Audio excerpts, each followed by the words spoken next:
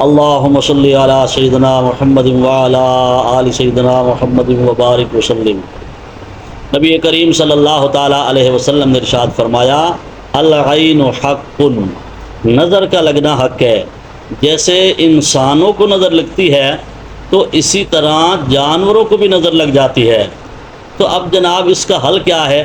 جانوروں میں جیسے مثلا اب گائے ہے، بھینس ہے، بیل ہے، گھوڑا ہے، اونٹ ہے، بکری ہے یا بھیڑ ہے، اگر ان کو نظر لگ جائے جس کے سے جانوروں کا دودھ سوکھ گیا ہو یا اس کی تازگی ختم ہو گئی ہو یا جانور سست ہو گیا ہو یا سواری کا جانور ہے سواری سے انکار کرتا ہے، دودھ والا جانور ہے تو دودھ سے انکار کرتا ہے، یا بچے کو نہیں دودھ پلاتا، تو ایک پاؤ گندم کا آٹا لے کر اس کو گوندھ لینا ہے۔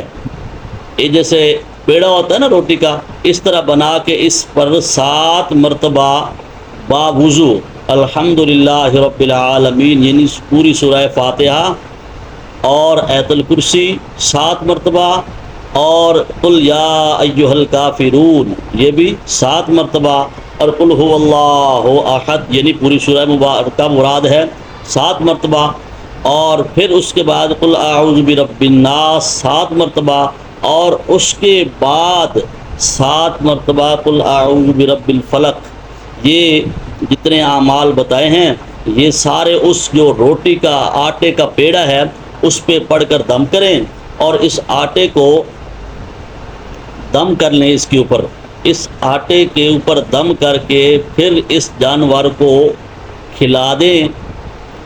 انشاءاللہ العزیز نظر بد جو ہے نا جی وہ دور ہو جائے گی اور جانور اچھا اور بہترین ہو جائے گا۔ اللہ سے دعا ہے کہ اللہ ہمیں اس قرآن مجید سے فائدہ حاصل کرنے کی توفیق عطا فرمائے۔ وآخر دعوانا الحمدللہ رب العالمین۔